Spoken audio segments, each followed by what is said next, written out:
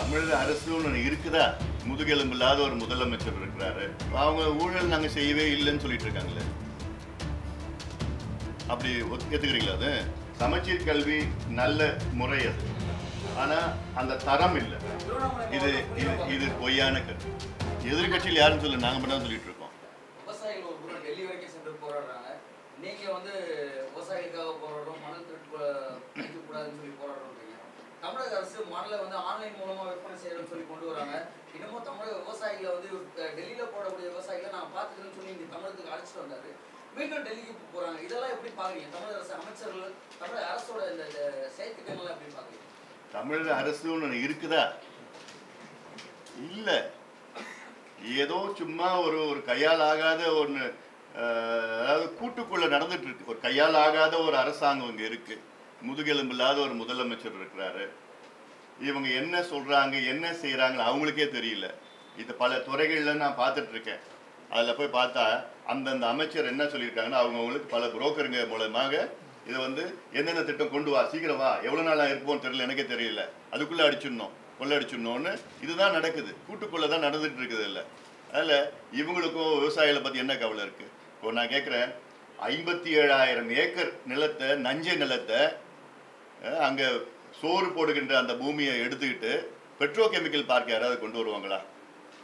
இதெல்லாம் வந்து விவசாயிகள் செய்த மிகப்பெரிய துரோகம். வளர்ச்சி வேணும்.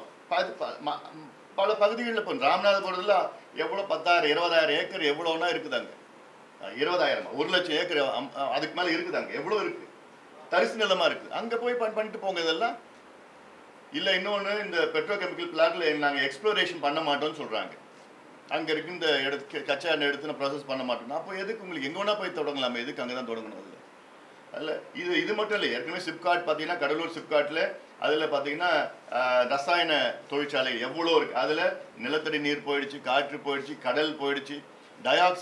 டயாக்சின்னா கேன்சர் ப்ரூவிங் ஏஜென்ட். அதெல்லாம் அந்த டயாக்சின் பார்த்தா தாய்ப்பாலில் டயாக்சின் இருக்குது கடலூரில், இளநீரில் டயாக்சின் இருக்குது, மீன் சாப்பிட்றேன் கடல் மீன், அதில் டயாக்சின் இருக்குது. அந்த அளவுக்கு அவ்வளோ ஆழத்தில் போயிடுச்சு. பரங்கிப்பேட்டையில் சாய கழிவுகள் இருக்குது, அங்கே தொழிற்சாலை, அதில் அப்படியே ஆற்றுல விடுறாங்க. மிகப்பெரிய மோசம். அதில் பார்த்தீங்கன்னா ஒரு 12 அனல் மின் நிலையங்கள் இருக்குது கடலூர் நாகை மாவட்டத்தில். அவ்வளோ அதில் பார்த்தீங்கன்னா சாம்பல் பிரச்சனை. தூத்துக்குடியில் அதுதானே பிரச்சனையே இருக்குது. இப்போ சாம்பல்னால எவ்வளோ பிரச்சனை இருக்குது. அதெல்லாம் இங்கே வந்துட்டு இருக்கு. இதெல்லாம் தொழிற்சாலைகள்லாம் வேண்டாம், இல்லை வேணும். சுற்றுச்சூழலை பாதிக்கக்கூடாது, விவசாயத்தை பாதிக்கக்கூடாது. அவ்வளோ இடங்கள் தமிழ்நாட்டில் பார்த்தீங்கன்னா 1,50,000 ஏக்கர் தரிசு நிலம் இருக்குது. அங்கே நடத்திட்டு போங்க, எவ்வளோ வேணால் பண்ணுங்க. எல்லாமே இங்கே கொண்டு வரணும்னு அவசியம் கிடையாது. விவசாயம் அது மண்டலம், பாதுகாக்கப்பட்ட மண்டலமாக நம்ம அறிவிச்சா இதெல்லாம் திட்டங்களாக இருக்குது. அதனால் இந்த அரசு விவசாயத்துக்கும் விவசாய நலனுக்கும் இவங்களுக்கு சம்மந்தமே கிடையாது. இவங்க தானே எல்லாம் சரண்டர் ஆகிட்டாங்க, அடிமை ஆகிட்டாங்களே. மத்திய அரசுக்கு அடிமை தானே இவங்களாம். மணல் விற்பனை ஆன்லைனில் கொண்டு வந்து மணல் தட்டுப்பாடு முறைகள் அதிகரிச்சிருக்கு. இது வந்து ஆன்லைனில் அப்ளை பண்ணி அதுக்கு வந்து உள்ளே போக முடியாது ஒன்று. இது எல்லாமே இப்போ வந்து எல்லாமே அன்அஃபிஷியலாக நடக்குது. இல்லை, அது நான் கடலூர் கலெக்டர்கிட்டையும் நாகை கலெக்டர்கிட்டையும் எங்கள் கட்சி நிர்வாகிகள்லாம் போய் பார்த்துட்டு, ஏன்னா கலெக்டர் தான் ஒரு குவாரிக்கு அனுமதி கொடுக்கணும், அவருடைய ரெஸ்பான்சிபிலிட்டி அது. அவரை போய் பார்த்துட்டு, அந்த அன்புமணி வந்துட்டு போனார், அங்கே பார்த்தா 50 அடி ஆழத்துக்கு ஆழங்காப்பான்னு ஒரு குவாரி, அங்கே 50 அடி ஆழத்திற்கு எடுத்திருக்காங்க. அதுக்கு நீங்கள் என்ன சொல்கிறீங்க போய் கேட்டால், அப்படியா, எனக்கு தெரியல, பார்க்குறேன். நான் சொல்லிட்டேன், அடுத்து கலெக்டர் மேலே நான் நடவடிக்கை எடுப்பேன். அவர் தான் அனுமதி கையெழுத்து போடுறாரு. அவருடைய என்ன 4 அடிக்கு மேலே எடுக்கக்கூடாது, இயந்திரம் வச்சு எடுக்கக்கூடாதுன்னு சட்டம் இருக்குது. ஆனால் அவ்வளோ அடிச்சு முடிச்சிட்டாங்க, அந்த கொள்ளிடத்தில் முடிச்சிட்டாங்க அவ்வளோ. அதெல்லாம் உள்ளே போய் பார்த்தாலே வயிறு எரியுது எனக்கு. அதில் இது ஒரு பொழுதும் நான் ஏற்றுக்க போகிறல. முதலமைச்சர் என்ன சொல்கிறாரு, நாங்கள் புதுசாக 70 மணல் தட்டுப்பாடின்றி மக்கள் ரொம்ப அவதிப்பட்டு இருக்காங்க. மணல் இல்லாமல், சோறு இல்லாமல் அவதிப்பட்டு இருக்காங்க, வேலை இல்லாமல் அவதிப்பட்டு இருக்காங்க. அதை விட்டுட்ட மணல் தட்டுப்பாடு 70 புதிய குவாரிகள் நாங்கள் தொடங்குவோம். என்ன அதெல்லாம் எங்கே இருக்குது? கொள்ளடி சாராயத்தை வச்சு கொள்ளடிக்கணும், மணலை வச்சு கொள்ளடிச்சிட்டு போயிடணும்னு ஒரு முடிவு பண்ணிட்டாங்க. இன்னும் தமிழ்நாடு இன்னும் 1 வருஷம் இவங்க கையில் இருந்ததுன்னா அவ்வளோதான். பிளாட்டா எல்லாத்தையும் முடிச்சுட்டு வித்துட்டு போயிடுவாங்க தமிழ்நாட்டை. பெட்ரோலியம் மண்டலம் அமைக்கிற விஷயத்தில் பெட்ரோலியம் வந்து அங்கே எடுக்க போகிறது கொண்டு வந்து பிரிக்கிற விஷயத்தை மட்டும் தான் பண்ண போகிறோம், அதுக்கான இண்டஸ்ட்ரிங்கிற மாதிரி ஒரு கருத்தை அவங்க சொல்லிட்டு இருக்காங்க அமைக்கிறது. அது ஏற்றுக்கொள்ள விஷயமா? நிச்சயமா கிடையாது. ஏன்னா எப்படினாலும் கடந்த இதுக்கு முன்பு இருந்த பெட்ரோ கெமிக்கல் பார்க்லாம் பார்த்தோம். எவ்வளோ அவங்க சொல்றது 1200 கோடி ரூபாய் அங்கே முதலீடுன்னு சொல்றாங்க. யார் என்ன முதலீடு? அதில் முதலீடு ரோடு போடுறது, ட்ராக் போடுறது, போர்ட் கட்டுறது முதலீடு. அது மக்களுக்கு என்ன பயன்? இல்லை, ஒன்றுமே கிடையாது. பெட்ரோ கெமிக்கல்னாலே இது சுற்றுச்சூழலை பாதிக்கிற உறுதியாக நடக்கும். அது கடந்த அனுபவங்கள்லாம் பார்த்துருக்குறோம். அதில் அங்கே போய் நஞ்சை நிலத்தில் போய் எடுக்கிறது என்ன அவசியம்? வெட்லேண்டில் போய் எடுக்கிறது என்ன அவசியம்? அதுக்கு சட்டம் லேண்ட் அக்விசிஷன் ஆக்ட்லேயே சட்டம் இருக்குது. வெட்லேண்டில் எடுக்கக்கூடாது. ரிவர் அத்தாரிட்டின்னு ஆக்ட், கோஸ்டல் ரெகுலேஷன்ஸ் எல்லாமே இருக்குது. எல்லாத்தையும் மீறி இவங்க கொடுத்துருக்காங்க. அதில் கெசட் நோட்டிஃபிகேஷன் செஞ்சுருக்கிறாங்க. இது மத்திய அரசு, மாநில அரசு அங்கே விவசாயிகள் செய்கிற மிகப்பெரிய துரோகம். அதை நாங்கள் விட போகிறது. 5ஆம் தேதி நான் போகிறாங்க, மக்களை சந்திக்கிறேன். நான் போகிறேன், நான் பார்வையிட போகிறேன், மக்களை உரை கேட்க போகிறேன். நான் அதுக்கப்புறம் அடுத்த கட்ட நடவடிக்கை நாங்கள் சட்ட ரீதியாகவும் சரி, அரசியல் ரீதியாக நாங்கள் எடுக்கிறோம். விவசாயிகள் பாதிக்கப்படக்கூடிய திட்டங்களை செஞ்சுருக்காங்க. ஆனால் அரசு தரப்பில் விவசாயிகள் பாதிக்கக்கூடிய எந்த திட்டத்தையும் அரசு அனுமதிக்காதுன்னு சொல்லி தான் அமைச்சர்கள் சட்டப்பேரவையிலையும் மற்ற இடங்களிலும் வேறுபட்ட கருத்து. அவங்க ஊழல் நாங்கள் செய்யவே இல்லைன்னு சொல்லிட்டு இருக்காங்களே, அப்படி ஏற்றுக்கிறீங்களா? அது இல்லை, ஏற்றுக்க முடியாது. இல்லை, அதே போன்றதான் இது. அவங்க சொல்றது, அவங்க என்ன சொல்கிறாங்களோ அவங்களுக்கே தெரியாது. இவங்க எல்லாரும் தெரிஞ்சு போச்சு. இனி இவங்க எம்எல்ஏ விட்டுருங்க, கவுன்சில் கூட யாரும் வர முடியாது. மக்கள் ஓட்டு போட போகிறது இல்லை. அதனால காற்றுள்ள போதே தூற்றுக்கொள் அப்படின்னு. தமிழகத்துடைய வடபகுதியும் சரி, தென்பகுதியும் சரி கடுமையான வறட்சியில பாதிக்கப்பட்டிருக்கு. பருவமழை போயிட்டு இருக்கு. 140 ஆண்டுகளுக்கு மிக இந்த ஆண்டும் அப்படிதான் இருக்கு. இந்த நிலைமையில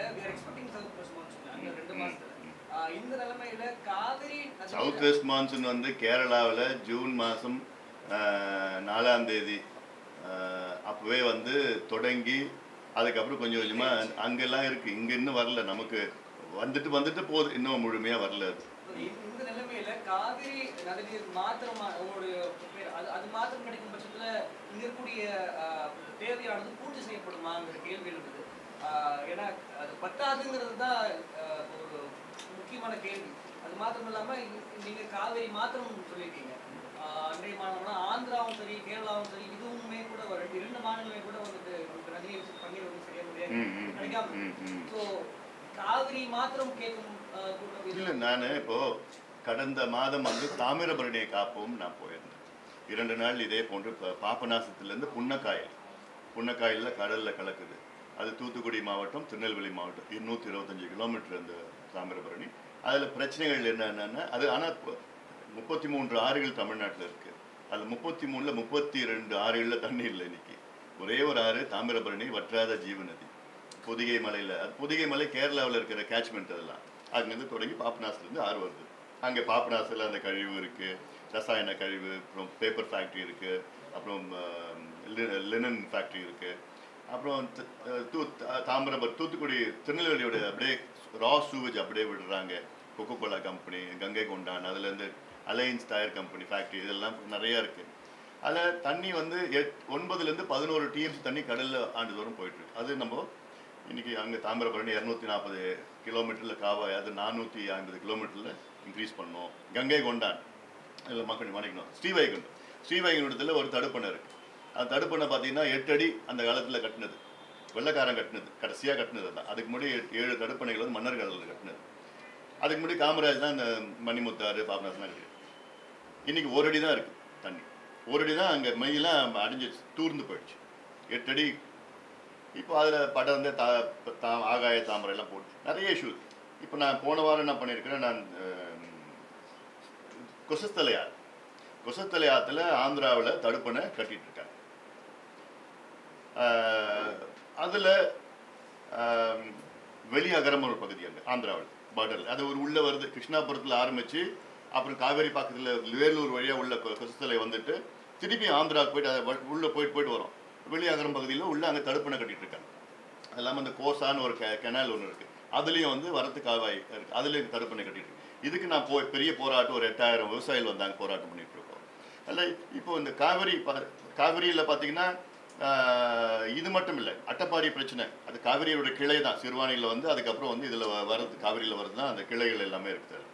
அது ஒரு பிரச்சனையாக இருக்குது. பாலா, இது காவிரி இல்லாமல் பாலாத்தில் அங்கே தடுப்பணை, ஆந்திராவில் 6 தடுப்பணைகள் கட்டிகிட்டு இருக்காங்க. அது ஃபாரஸ்ட் ஏரியாவில் கட்டிட்டு இருக்காங்க. ஃபாரஸ்ட்டுக்கு அனுமதி இல்லை, தமிழ்நாடு அனுமதி கொடுக்கல. ஆனால் குப்பம் தொகுதியில் சந்திரபாபு நாயுடு அவர் தொகுதியில் கட்டிட்டு இருக்காரு. இல்லை, இது ஒரு பிரச்சனையாக நாங்கள் போராடிட்டு வரோம். எல்லாம் இருக்குது அதில். இல்லை, இப்போ என்ன தேவை பார்த்தீங்கன்னா நீர் மேலாண்மை. இப்போது அவங்க சொன்னாங்க பருவம் போயிட்டு இருக்குன்னு. தமிழ்நாடு பார்த்தீங்கன்னா ஒரு காலத்தில் 42 நாள் பருவம், நான் சொல்லுறது 20-25 ஆண்டுகளுக்கு முன்னாடி 45 நாள் பருவம் வரும், 42 நாள். அப்போ வந்து 850 மில்லிமீட்டர் தான் மழை பெஞ்சது. இன்னைக்கு பருவம் குறைஞ்சிருச்சு. சராசரி ஆவரேஜ், நான் போன வருஷம் வரல, அதுக்கு முன்பு ஆவரேஜாக சொல்கிறேன். அதில் பார்த்தா 34 நாள் தான் பருவம் வருது. ஆனால் இப்போ 945 மில்லிமீட்டர், 950 மில்லிமீட்டர் வருது. மழை கூடியிருக்கு, பருவம் நாட்கள் குறைஞ்சிருச்சு. அதனால் என்ன ஆச்சுன்னு பார்த்தீங்கன்னா ஒரே நாளில் மழை பெய்யுது, 2 நாளில் மழை பெய்யுது. பெய்கிற மழை எல்லாமே டாப் சாயில் எரோட் ஆகிட்டு அப்படியே கடலில் போயிடுது. டாப் சாயில் அப்சர்வ் பண்ணது டாப் சாயில் இல்லை, அது ஒன்று. ரெண்டாவது, நமக்கு தேக்கி வைக்கிறதுக்கு திட்டங்கள் இல்லை இவங்ககிட்ட. சொல்லப்போனால் ஒரு வருஷத்தில் 1 மாதம் மழை பெய்யுது. அந்த 1 மாதம் பெய்கிற மழையை மிச்சப்படுத்தி சேமிச்சுட்டு மீதி 11 மாதம் அதை பயன்படுத்தணும். இதுதான் நீர் மேலாண்மை, வாட்டர் மேனேஜ்மெண்ட். ஆனால் இவங்களுக்கு என்னன்னு அதை பற்றி தெரியாது. எப்படி சேமிக்கிறது, என்ன உதாரணம் சென்னை எடுத்துங்களேன். சென்னை பார்த்தீங்கன்னா 3 மாவட்டம், சென்னை, திருவள்ளூர், காஞ்சிபுரம் மாவட்டம். இந்த 3 மாவட்டத்துலேயும் சராசரி வந்து பார்த்தீங்கன்னா 380 டிஎம்சி அளவுக்கு தண்ணி மழையில் வருது. டிஎம்சி வந்து ஃப்ளோயிங் தான் பண்ண முடியும். பட் மழை வந்து பார்த்தீங்கன்னா மில்லிமீட்டர் சென்டிமீட்டர் தான் அளவு எடுப்பாங்க. ஆனாலும் அந்த கணக்கு எடுத்து பார்த்தீங்கன்னா 380 டிஎம்சி அளவுக்கு 3 மாவட்டங்கள் சேர்ந்து தண்ணி வருது. ஆனால் நமக்கு ஹோல்டிங் கெப்பாசிட்டி எவ்வளோன்னு தெரியுங்களா? 4 ஏரிகள் இருக்குது. செம்பரம்பாக்கம், புழல் ஏரி, சோழாவரம் ஏரி, பூண்டி ஏரி. இந்த 4 ஏரியுடைய கொள்ளளவு 11 டிஎம்சி. மீதி இருக்கிற ஏரிகள் காஞ்சிபுரம், திருவள்ளூர், சென்னையில் ஏரிகள்லாம் மொத்தம் கெப்பாசிட்டி பார்த்தா 45 டிஎம்சி. மொத்தமாக 56 டிஎம்சி கொள்ளளவு உள்ள இந்த கெப்பாசிட்டி தான் நம்ம வச்சிருக்கிறோம். ஆனால் மழை எவ்வளோ பெய்யுது? 380 டிஎம்சி மழை பெய்யுது. 56 கெப்பாசிட்டினா மீதி இருக்கிற 320 டிஎம்சி கடலுக்கு தான் போகுது. ஸோ இது நமக்கு தேவை நீர் மேலாம். இது எப்படி நம்ம 1972 ஒரு நிபுணர் குழு வந்து ஒரு ஆய்வு பண்ணி அப்போ என்ன பண்ணாங்க, பரிந்துரை பண்ணாங்க. என்னென்னா சென்னைக்கு 10 ஏரிகள் கட்டணும். செம்பரம்பாக்கம் ஏரி பார்த்தீங்கன்னா 3700 million cubic feet capacity, literally 3.7 TMC தண்ணி கொள்ளளவு செம்பரம்பாக்கம் ஏரி போன்று 2 ஏரி சென்னைக்கு கட்டணும், புதுசாக உருவாக்கணும். எப்போ? 72ல் கலைஞர் ஆட்சியிலிருந்து. அதுக்கு பிறகு எம்ஜிஆர் வந்தார். அப்புறம்லாம் மாற்றி மாற்றி தான் வந்தார். 8 சின்ன ஏரிகள் கட்டணும், உருவாக்கணும். இதெல்லாம் உருவாக்கிட்டோன்னா மழை காலத்தில் வடிகாலாக பயன்படுத்தலாம். கோடை காலத்தில் அந்த தண்ணியிலேருந்து நம்ம குடிக்கிறது பயன்படுத்தி இது இப்படிலாம் மாற்றி மாற்றி நம்ம பயன்படுத்தணும்னு இருக்குது. ஆனால் இதெல்லாம் இவங்களுக்கு அந்த ஒரு கான்செப்டே இல்லை. இப்போ தமிழ்நாட்டில் 42,000 ஏரிகள் இருந்தது. இவங்க மன்னர் ஆட்சியில், மக்கள் ஆட்சியில் 37,000 ஏரிகள் குறைஞ்சிருச்சு.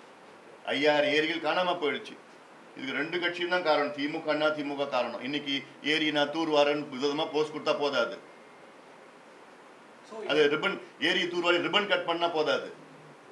எங்கேயாவது பாத்தீங்களா ஏரியை தூர்வாரி ரிப்பன் கட் பண்றாங்க?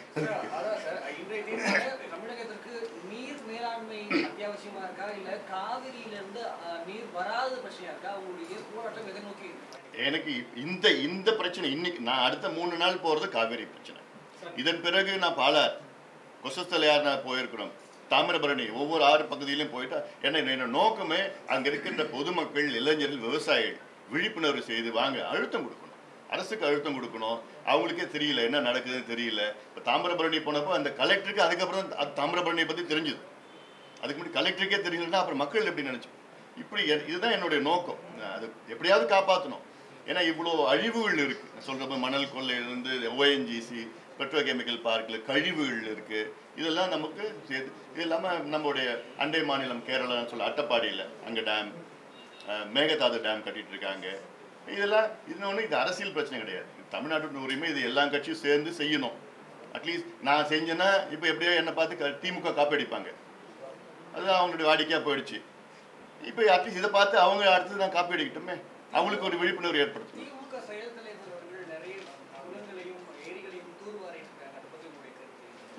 இதை பார்த்து காப்பி அடிக்கிறது தானே இதெல்லாம். நாங்கள் 20 ஆண்டு காலமாக ஏரி குளங்களை தூர்வாரிட்டு இருக்கோம். அதை பார்த்துட்டு அவரும் அது நாங்கள் நீட் விவகாரத்துல நீங்க குடியரசுத் தலைவர் சந்திச்சு அவரோட பதவி காலம் முடிஞ்சிட்டு புதிய குடியரசுத் பதவியேற்றிருக்காரு. இப்போ இந்த சூழல்ல இப்போ இறுதி கட்டமா அது வாய்ப்பு இருக்குன்னு நினைக்கிறீங்களா? இதுக்கப்புறமா விளக்கு கிடைக்குங்கிற வாய்ப்பு இருக்குதா? டெம்பரரி ரிலீஃப் எவ்வளவு சஸ்டைனபிள் சார்? இவங்க டெம்பரரி ரிலீஃப் கொண்டு வரதா சொல்றாங்க. அது எந்த அளவுக்கு பாசிபிள்? கொண்டு வரதா சொல்றாங்க. முதல்வர் எனக்கு இன்னமும் நம்பிக்கை இருக்கு அப்படிங்கறதெல்லாம் பேசுறாங்க. சொல்றது இவங்க என்ன வேணா சொல்றாங்க, எவ்வளவு வேணா சொல்லிட்டு இருக்காங்க. அதாவது இது நிச்சயமா இது மத்திய அரசு செய்யலாம். தமிழ்நாட்டுக்கு ஒரு விளக்கு கொடுக்கலாம். ஏன்னா ஏற்கனவே தமிழ்நாட்டுக்கு பார்த்தீங்கன்னா 2006 ஒரு சட்டம் இருக்கு, நுழைவுத் தேர்வு ரத்து செய்த சட்டம் இருக்கு. அந்த சட்டம் வந்து அதுக்கப்புறம் வந்து உச்சநீதிமன்றம் எடுத்துட்டு போனாங்க. உச்சநீதிமன்றமும் இந்த சட்டம் செல்லும்னு சொல்லிட்டாங்க. So it had stood the scrutiny of supreme court. இப்போ அந்த சட்டம் நிலுவையில் இப்போ இருக்கு. இந்த சட்டம் இதை ஒன்று பயன்படுத்திக்கிட்டு, ரெண்டாவது இப்போ எனக்கு புரியல. இப்போ இது சம்மந்தமாக நாடாளுமன்றத்தில் பல முறை நானும் பேசினேன், கடுமையாக வாதம் பண்ணோம், வெளியிலையும் போராட்டம்லாம் பண்ணிட்டு இருந்தோம், எல்லாம் இருக்கு. ஜனாதிபதி தேர்தலில் ஒரு வாய்ப்பு நமக்கு கிடைச்சு, எல்லா கட்சியும் சேர்ந்து நீட் வந்து தமிழ்நாட்டுக்கு விலக்கு கொடுக்கணும், விலக்கு அளிக்க வேணும்னு சொல்லிட்டு அதில் ஒரு முடிவாக இருந்து காவிரி மேலாண்மை வாரியத்தை அமைக்கணும்னு ஒரு முடிவாக இருந்துட்டு, இல்லைன்னா நாங்கள் புறக்கணிப்போமோ ஏதாவது ஒன்று ஒரு முடிவு எடுத்திருந்தோம்னா இது நல்ல தமிழ்நாட்டுக்கு நன்மை கிடைச்சிருக்கும். மிகப்பெரிய ஒரு வாய்ப்பை நம்ம தவறிட்டோம். இப்போ துணை ஜனாதிபதி தேர்தல் வருது. இல்லை இந்த சந்தர்ப்பம் நம்ம பயன்படுத்திக்கலாம். இது நாங்கள் மட்டும்தான் அறிவிச்சிருக்கோம். இதில் உறுதியாக இப்போ நான் ராஜ்நாத் சிங் அப்புறம் பார்த்தேன். நான் கடந்த வாரம் ராஜ்நாத் சிங் அவரை பார்த்ததுக்கு பிறகு தான் அப்போ தான் இவங்க வந்து முழிச்சுக்கிட்டாங்க. ஆளும் கட்சியும் சரி எதிர்கட்சியும் அப்போ தான் அவங்களுக்கே தெரிஞ்சுது, ஓஹோ நீட்டு பிரச்சனை இருக்கான்னு. ராஜ்நாத் சிங் பார்த்ததுக்கு பிறகு தான் அவங்க அன்னைக்கு மாலையில் அவங்க போய் ராஜ்நாத் சிங் பார்க்குறாங்க. அடுத்தது வந்து அப்புறம் நான் அறிவித்தோம், ஒரு நாள் உண்ணாவிரதம், நீட்டுக்காக உண்ணாவிரதம் அறிவிச்சோம். திமுகவும் நாங்களும் மனித சங்கிலி நாங்கள் அறிவிச்சதால் நாங்களும் மனித சங்கிலி அறிவிச்சு அவங்க அறிவிக்கிறாங்க. அதன் அடுத்த நாள் நான் ஜனாதிபதி பார்க்கறதுக்கு அப்புறம் இவங்க போய் எப்படியாவது அவன் ஜனாதிபதி பார்க்குறான், நம்ம பிரதமரை பார்க்கணும். அவர் பிரதமர் நேரம் கொடுக்கல. அப்புறம் போய் கெஞ்சி ஏதோ போட்டு என்ன பேசினாங்க, இவங்க பேசினாங்க தெரியல. நான் ராஜ்நாத் சிங்கை பார்க்குறப்போ நான் சொன்னேன், அவர் வந்து ஃப்ராக்சர் ஆகி 4 வாரம் வீட்டில் தான் இருக்கிறார். நான் சொல்கிறேன், இந்த மாதிரி நீட்டு சட்டம் சட்டசபையில் நிறைவேற்றி உங்ககிட்ட இருக்குன்னா இஸ் இட் அப்படின்னு கேட்குறாரு. சார் ஆமாம் சார், உங்கள் டிபார்ட்மெண்ட் எங்கே இருக்குன்னா you are sent for opinion to health. நான் today self I will ask my officers அப்படின்னு அன்றைக்கி தான் சொல்கிறாரு.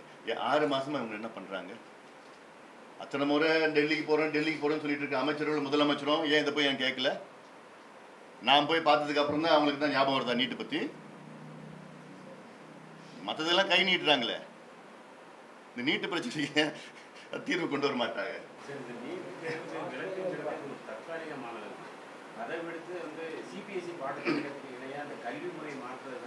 இதுதான் அதாவது இதில் 10 ஆண்டு காலமாக நாங்கள் சொல்லிட்டு போகிறோம்.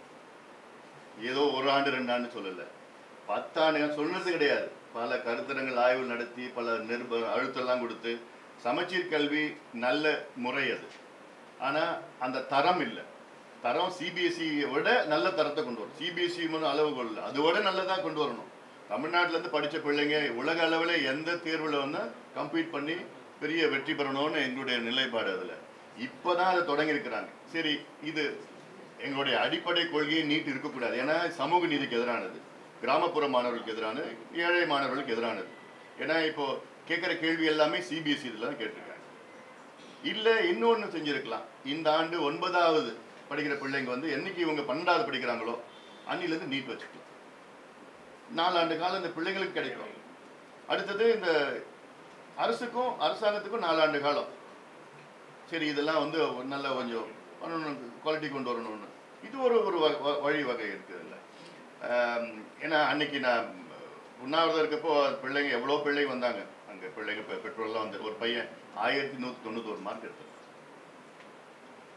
அழுகுறான். 1191 மார்க் எடுத்து அவனும் அவங்க அம்மா வந்திருக்கிறாங்க, அழுகுறாங்க. எங்கே கிடைக்குமான்னு தெரியல, நீட் சரியாக பண்ணல. நீட் இல்லைன்னா சாதாரண எம்எம்சியில் கிடைச்சோம். இன்னொரு பையன் வந்து 1178, கட் ஆஃப் பார்த்தா 199 out of 200. அவன் நீட்டு சரியாக பண்ணல, எனக்கு வந்து என்ன பண்ணணும், அப்படி கிடைச்சா தனியார் காலேஜில் கிடைக்கும். என்னால் 8 லட்சம் 12 லட்சம் 20 லட்சம் கட்ட முடியாது. இன்னொரு அம்மா வந்து சொல்கிறாங்க, ஏன் என் பொண்ணு நல்ல மார்க் எடுத்ததுன்னு நான் வருத்தப்படுறேன். எங்கேயாவது வருத்தப்படுவாங்களா? என் பொண்ணு நல்ல மார்க் எடுத்துச்சு நான் வருத்தப்படுறேன். ஏதாவது சுமாராக எடுத்துன்னா எங்கேயாவது சேர்த்துட்டு பிஏ பிஎஸ் சேர்த்துட்டு இருப்பேன். இப்போ நான் இக்கிட்டானே இருக்கிறேனே. இன்னொரு அம்மா வந்து நான் 3 லட்சம் செலவு பண்ணேன் நீட்டு டியூஷனுக்கு, ஆனால் மார்க் எடுக்கல. இப்படியெல்லாம் பெற்றோர்கள் இருக்கிறாங்கல்ல. அதில் இது வந்து ஒரு மத்திய அரசு அவங்க என்னென்னா அவங்கக்கிட்ட அதிகாரம் இருக்கணும்னு நான் வேறு எதுவுமே கிடையாது. இது வந்து நீதிமன்றத்தில் சொன்ன பிரச்சனை கிடையாது. நீதிமன்றம் நிர்பந்தத்தினால கொண்டு வரதெல்லாம் நிச்சயமாக ஏற்றுக்க முடியாது. ஏன்னா இதில் பார்லிமெண்ட்ரி ஸ்டாண்டிங் கமிட்டியே தெளிவாக சொல்லியிருக்காங்க, ஸ்டேட்ஸ்க்கு அதிகாரம் இருக்குது, ஸ்டேட் ஒத்துக்கிட்டா இதெல்லாம் பண்ணணும்னு. சுப்ரீம் கோர்ட்டு இந்த கான்ஸ்டியூஷன் பெஞ்சும் இதுதான் சொல்லியிருக்காங்க. மாநில அரசுக்கு அதிகாரத்தை கொடுக்கணும், அவங்க ஏற்றுக்கலாம் ஏற்றுக்காமல் போகலாம். ஆனால் மத்திய அரசு அதெல்லாம் எதுவுமே இல்லாமல் ஏற்றுக்கணும். எவ்வளோ இப்போ தமிழ்நாடு எதிர்த்துச்சு, தமிழ்நாடு அரசு வெஸ்ட் பெங்கால் மகாராஷ்டிரா எதிர்த்தாங்க. ஆனாலும் அதை எதிர்ப்பை மீறி கர்நாடகா எதிர்ப்பை மீறி தான் கொண்டு வந்திருக்காங்க. ஒருமித்த கருத்துலாம் கிடையாது. நாடாளுமன்றத்தில் பல கட்சிகள் எதிர்த்தது. ஆனாலும் அவங்க முடிவு பண்ணிட்டாங்க கொண்டு வரணும்னு முடிவு பண்ணிட்டு அதிகாரம் அங்கே பண்ணணும். ஏன்னா இவருடைய நோக்கமே என்னன்னா ஒரே நாடு, ஒரே மொழி, ஒரே மதம், ஒரே இனம், ஒரே உணவு, ஒரே தேர்வு, ஒரே வரி, ஒரே உடை, அடுத்து உடை அப்படின்னு அதுவும் கொண்டு வந்துடுவாங்க. எல்லாம் ஒன்று. விலக்கு அளிக்க வேண்டும் என்ற நிபந்தனையை குடியரசுத் தலைவர் தேர்தலையும் துணை குடியரசுத் தலைவர் தேர்தலையும் வைத்திருக்கணும் அப்படின்னு எதிர்கட்சிகள் சொல்லி வருகிறாங்க. எதிர்கட்சியில் யாரும் சொல்ல, நாங்க மட்டும் தான் சொல்லிட்டு இருக்கோம். மற்ற கட்சிகளும் சொல்றாங்க. ஆனா இந்த கோரிக்கையை வந்து நாங்க அப்படி நிபந்தனை வச்சு எங்களுக்கு பழக்கம் கிடையாது, நிபந்தனை வைத்து செய்யக்கூடிய அரசியல் வந்து வேற அரசியல் அப்படின்னு சொல்லி நிபந்தனை வைப்பது என்பதே வந்து கொச்சைப்படுத்துகிற மாதிரி இருக்குது. நீங்க நிபந்தனை தனியா குரல் கொடுத்துப்போம், இல்ல அப்படி பழக்கமே கிடையாதுன்னு அதிமுக தரப்புல சொல்றாங்க. நீங்க நிபந்தனை வச்சு எங்களுக்கு 1000 கோடி ரூபாய் கொடுங்கன்னு சொன்னா அது வேற. நிபந்தனை வச்சு தமிழ்நாட்டுடைய உரிமைகளை காப்பாத்துறதுன்னா அதுதான் சந்தர்ப்பம் நல்லா பயன்படுத்திக்கணும். மக்களுடைய பிரச்சனை அது. இப்போ இவங்க என்ன நிபந்தனை வச்சிருக்காங்க, எங்களை எப்படியாவது காப்பாத்துங்க, எங்க கேஸ் எப்படியாவது வாபஸ் பண்ணுங்க, எங்களுக்கு பிரச்சனையை எப்படியாவது தீர்த்து வைங்க, அந்த நிபந்தனை சொல்லிட்டு இருக்காங்க. அங்க போய் சரண்டர் ஆகி காலில் விழுந்துட்டு இருக்காங்களே. அதனால இவங்களாம் ஒரு அரசு அது ஒரு எவ்வளவு நாள் தொடர போதோ. ஐயோ தமிழ்நாடு தமிழ்நாட்டுல தொடர்ந்து சாதி வெறுப்பு அரசியலை வந்து பாமக செஞ்சிட்டு இருக்கு. யூனிஃபார்ம் கொடுத்து மஞ்சள் கலர் டிஷர்ட் கொடுத்து ஒரு ஊர்ல இருந்து இன்னொரு ஊருக்குள்ள போய் பூந்து அடிக்கிறதுக்கு பாமக தொடர்ந்து வெறுப்பு அரசியலை செய்யுதுன்னு திருமாவளவனோட குற்றச்சாட்டு இருக்கு. இதன் அடிப்படையில் நேற்று ஒருத்தர் உயிரிழந்திருக்காரு அப்படின்றது ஆதாரபூர்வமா அவர் தெரிவிக்கிறார். இதை எப்படி பாக்குறீங்க? திருவண்ணாமலை இது பொய்யான கருத்து. மணல் கொள்ளை தொடர்பான கலெக்டர் மீது நடவடிக்கை எடுக்கப்படும். எப்போது நான் இப்போ சட்ட ரீதியா நான் நடவடிக்கை எடுக்க போறோம். எல்லாம் இப்போ இன்ஃபர்மேஷன் எல்லாத்தையும் எனக்கு சேகரித்து நான் பாலுவுட் சொல்லியிருக்கிறோம். 2 கலெக்டர் மேலே, நாகை கலெக்டரும் சரி கடலூர் கலெக்டரும் அவங்க லெட்டர்லாம் கொடுத்துருக்குறோம். நீங்கள் நடவடிக்கை எடுங்க, ஏன்னா அதை மூடுங்க, அந்த குவாரிகள்லாம் மூடுங்க, இல்லைன்னா உங்கள் மேலே நடவடிக்கை எடுப்போம். லெட்டர்லாம் கொடுத்துருக்குறோம். ஆனால் இது வரைக்கும் எங்களுக்கு பதில் வரல. அதை வச்சுக்கிட்டு அடுத்தது ஏன்னா நேரடியாக நாங்கள் கோர்ட்டுக்கு போக முடியாது. முதல்ல அவங்ககிட்ட ஒரு வாய்ப்பு கொடுத்து தான் போக முடியும்.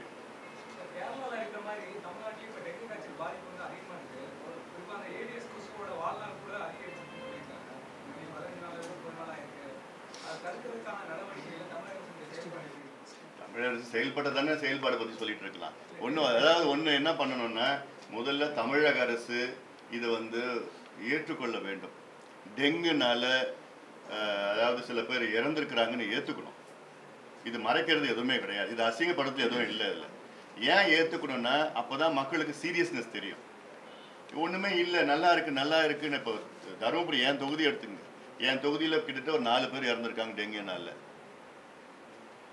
மேட்டூரில் நேற்று ஒரு குழந்தை இறந்துருக்கு, டெங்குனால இறந்துருக்கு. இப்போது இந்த கொசு வந்து பகலில் கடிக்கிற கொசு, ஏடிஸ் ஈஜிப்டைன்னு சொல்லிட்டு போவாங்க. கிருஷ்ணகிரியில் வந்து ஜிகா வைரஸ், அதுவும் ஏடிஸ் ஈஜிப்டைல தான் வருது, பகலில் கடிக்கிறது. இப்போ மக்களுக்கு போய் சொல்லணும், உங்கள் பகுதியில் டெங்கு இருக்குது, டெங்குனால இறக்குறாங்க. விழிப்புணர்வு பிரச்சாரம் டிவி ரேடியோவில் துண்டு பிரசுரம் காலையில் பேப்பரில் எல்லாத்தையும் போட்டு ஒரு ஒரு பெரிய அளவு சத்தம் போடணும். மக்களுக்கு சத்தம் போட்டது இறக்குறாங்களா அப்போ தான் அவங்க கவனம் எடுத்துப்பாங்க. இப்போ குழந்தைங்களுக்குலாம் பகல் நேரத்தில் வந்து ஃபுல் ஹேண்ட் சட்டை ஃபுல் பேண்ட்லாம் சின்ன குழந்தைங்களுக்குலாம் போடுறது, ஏன்னா இது அதிகமாக குழந்தைங்களுக்கு பாதிக்கப்படுறது. இதெல்லாம் அப்புறம் கொசுவில் பயன்படுத்திக்கிறது, அப்புறம் கொசு அந்த இதெல்லாம் முக்கியமாக ஏன் இப்போ பெரிய அளவில் இந்த டெங்குன்னா தண்ணி இல்லை. வறட்சினால எல்லாருமே வந்து ஒரு நாள் 7 நாள் 10 நாள் ஒரு முறை தண்ணி விடுறாங்க. அந்த தண்ணியை வந்து பாத்திரத்தில் அங்கே வந்து வெளியில் வீட்டுக்கு வெளியில் பெரிய பெரிய பாத்திரத்தில் வச்சுருக்காங்க.